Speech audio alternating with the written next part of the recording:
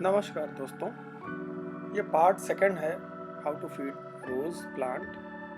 हालांकि ये फीडिंग किसी को भी की जा सकती है। देखिए, पिछली बार जो हमने फीडिंग की थी उसका इफ़ेक्ट मल्टीपल बड्स हमारे प्लांट में आने लगे हैं। एक फूल भी खिल गया है। इस प्लांट में 4 बड्स आ चुकी हैं। चारों बड्स बेहतरीन हैं। हालांकि गर्मियों में बहुत छोटी छोटी बड्स आती हैं। उसके पीछे कारण यही होता है कि प्लांट को खुद को बचाने में बहुत ज़्यादा एनर्जी खर्च करनी पड़ती है। पर उसके बावजूद भी यहाँ देखिए एक बेसल शूट भी आ रहा है। ये सिर्फ फीडिंग की वजह से ही पॉसिबल है। यहाँ छोटा सा एक फ्लावर खिल गया है। चाइनीज़ रोज़ प्लांट है ये। इसमें 3 और भी बर्ड्स हैं। ये देशी रोज़ है। इसमें भी एक कली थी, वो खिल गई। ये बटन रोज़ है। इसमें 3 कलियां बाकी हैं। एक छोटा सा रोज़ प्लांट खिल गया है। ये छोटा ही होता है, वैरायटी ही वही है। बाकी ये मोगरा है, इसके साथ में लगा हुआ है हिबिस्कस है। इस तरह से थोड़े से सीजनल और थोड़े से रोज़ प्लांट्स हमने लगाए हुए हैं। जनरली जैसा होता है। ये एक येलो रोज़ का प्लांट है। ये अच्छा नहीं कर पा रहा था, मुझे लगता है इसमें धूप ज़्यादा लग रही थी और थ्रिप्स का इस पर बहुत ज़्यादा अटैक था। उस अटैक की वजह से ये ग्रो नहीं कर पा रहा था, तो मैंने इसके ऊपर दवाओं का छिड़काव किया है, जिसकी वजह से अब इसमें ग्रोथ दिखने लगी।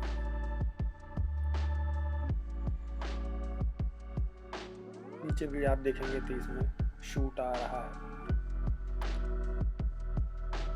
प्लांट बढ़ने की कोशिश कर रहा है। धीरे धीरे ही प्लांट बढ़ने की कोशिश कर पाता है। जैसा कि पिछले वीडियो में हमने बताया था, ये मेरा पाइनएप्पल का प्लांट है, कि इस आधा तो हमने पिछली बार दे दिया था, जो 22 मई को दिया गया था, और आधा इस बार हम देंगे, ताकि फोर्टनाइटली हमारा फीडिंग का काम चलता रहे। तो शुरू करते हैं। क्या फर्टिलाइजर्स हमको देना है, पहले सॉलिड फर्टिलाइजर्स की बात कर लेते हैं। 2 फर्टिलाइज़र हैं, एक मैग्नीशियम सल्फेट यानी कि एप्सम सॉल्ट, और ये वाइट कलर का है। इसको हमको देते रहना है फोर्टनाइटली।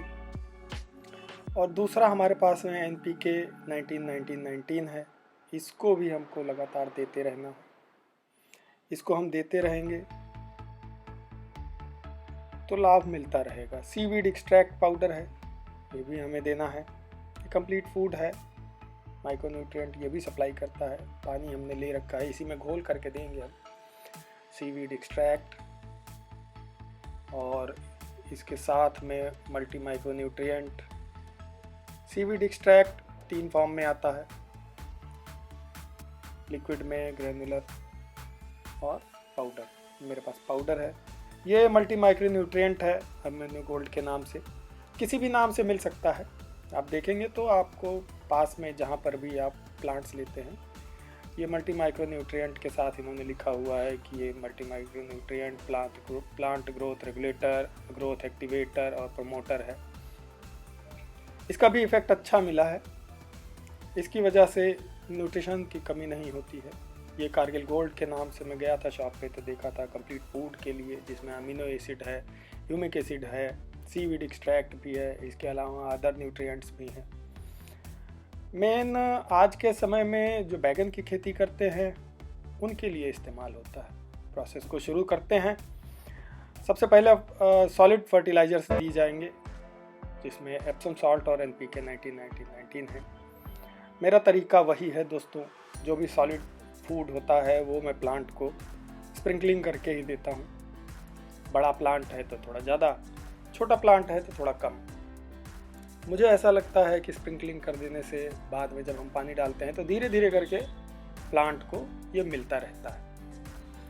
अचानक से अगर पानी में घोल करके पूरा दे दिया जाए तो पौधे को अचानक से ही पूरा मिल जाता है।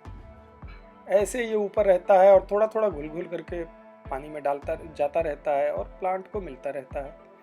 गुड़ाई मैं करता नहीं हूँ ज़्यादा, 2 से 3 महीने में एक बार गुड़ाई करता हूँ। जैसे अब गुड़ाई की जाएगी जून एंड में, जब बरसात का सीज़न यहाँ इंडिया में शुरू होगा, तो हम देखेंगे कि अब मास्टर फीडिंग की ज़रूरत है। उसमें चीज़ें तो ये रहेंगी ही, उनके साथ में थोड़े से और भी चीज़ें बढ़ जाएंगी। तब मैं गुड़ाई भी करूँगा और उन प्लांट्स को दूंगा। ऐसा करने से दोस्तों सबसे बड़ा लाभ ये मिलता है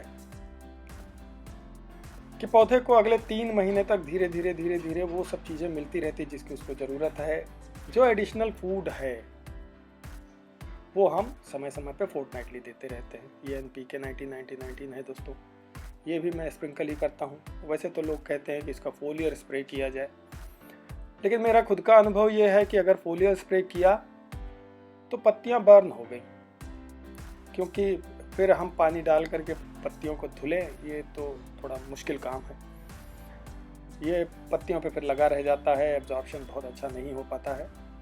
जड़ों पे रहता है तो इसका एब्जॉर्प्शन भी अच्छा हो पाता है और पत्तियों की बर्निंग की समस्या भी नहीं होती। सभी प्लांट्स में इसको देना है आधा चम्मच एक प्लांट में, क्योंकि ये एक चीज़ है जो हम वीकली दे रहे हैं, इसको फोर्टनाइटली नहीं दे रहे हैं। वीक में आधा चम्मच एक प्लांट को, तो बहुत ज़्यादा नहीं है। इसकी वजह से ग्रोथ आप देख ही रहे हैं। अगर आप चेकआउट करेंगे मेरे 22 मई का वीडियो और आज का वीडियो, तो आपको डिफरेंस लग जाएगा। एक हफ्ते में प्लांट्स ने बहुत अच्छा कवर अप किया। अब लिक्विड फर्टिलाइज़र देते हैं दोस्तों। लिक्विड फर्टिलाइज़र में सबसे पहले ये जो कारगिल गोल्ड के नाम से था, multi micro nutrient, amino acid और जो सीवीड एक्सट्रैक्ट भी इसमें है, साथ ही साथ ह्यूमिक एसिड भी है। उसको सबसे पहले देना है 2 ml पर प्लांट। हमने 10 लीटर पानी लिया हुआ है कि सभी पौधों को 1 लीटर या आधा लीटर उसकी साइज़ के हिसाब से दे दिया जाएगा। बड़े प्लांट को 1 लीटर और छोटे प्लांट को आधा लीटर। 10 ml में इसमें अमीनो एसिड जो फूड है ये डाल दिया है और 10 ml और डाल दिया। 20 ml ये हो गया तो 2 ml पर प्लांट आ जाएगा। साथ में ही दोस्तों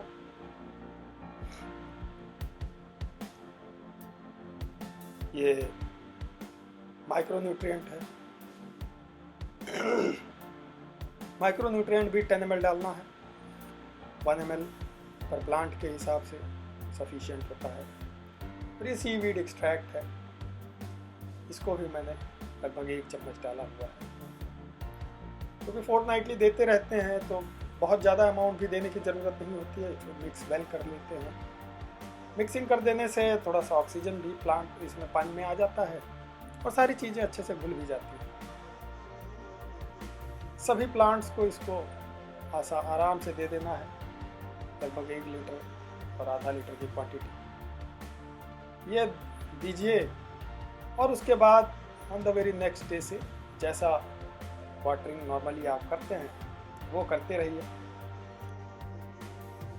कृपया दोस्तों मेरे इस चैनल को लाइक और सब्सक्राइब करें। इस तरह की वीडियोस मैं लाता रहूँगा। जैसे जैसे मेरे प्लांट में ग्रोथ होती रहेगी, आप सबको मैंने क्या किया ये शेयर करता रहूँगा। इससे आपको भी लाभ होगा, ऐसी मुझे उम्मीद है। देखने के लिए बहुत बहुत धन्यवाद।